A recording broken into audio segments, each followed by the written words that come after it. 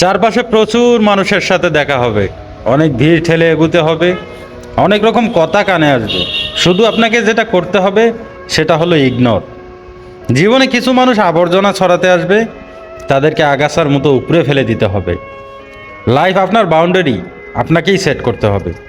Negativity যেখানে দেখবেন শটান সেখান থেকে সরে নিজেকে সেভ করবেন। শুনতে খারাপ হলেও আপনার কাছের অনেক মানুষ আপনাকে খারাপ দেখতে চায়। তারা চায় সহানুভূতি নামক মলমের তলে একটু কাটা খাইয়ে নুন ছেটাতে। আপনি সিম্পলি সেই সুযোগটাই দেবেন না। অযথা তর্কে যাবেন না, বোঝাতে যাওয়ার কোনো প্রয়োজন নেই। আপনার সামনে কেউ যদি বলে আপনি মূর্খ, তাই মেনে নিয়ে হেসে বেরিয়ে আসুন। ওই যে সময় আর এনার্জি বাঁচিয়ে নিলেন, ব্যাস কেল্লা ফতে। যে যা বলছে শুনে নিন, আর মুচকি হেসে শির দ্বারা সোজা করে নিজের সিদ্ধান্তটা নিজেই নিন।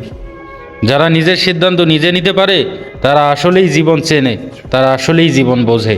আপনাকে নিয়ে যখন বাকিরা সমালোচনা করতে ব্যস্ত থাকবে, আপনি ঠিক সেই সময় গাছ লাগান, ঘুরে আসুন, রং তুলি দিয়ে ক্যানভাস সাজান, বাড়ি গোছান, গল্প পড়ুন, আরও দুটি সাহিত্য পড়ুন, নিজের পুরনো ফটো দেখুন, ব্যাডমিন্টন খেলুন, ফটো তুলুন, চা খেতে বেরিয়ে পড়ুন, নামাজ পড়ুন, আল্লাহর ইবাদত করুন।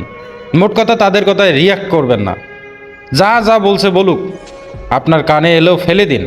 দিন শেষে আপনি জানেন আপনি কি, আপনি কেমন। আর এটা ও জানে যারা আপনাকে বলছে। আপনার কাছে জাস্ট ম্যাটার করে না, ঠিক এইটাই।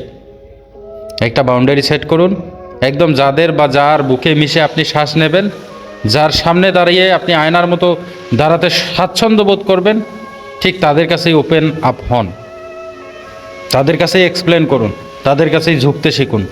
কারণ হয়তো তারা বা সে আপনাকে খারাপ দেখতে চাইবে না।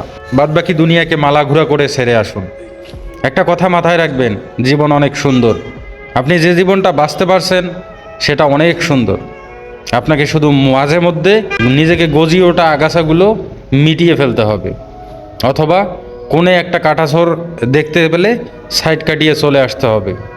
সব কিছুর উত্তর দিতে নাই, সব কিছুতে রিয়্যাক্ট করতে নেই, সবাইকে বোঝানোর কোনো প্রয়োজন নেই।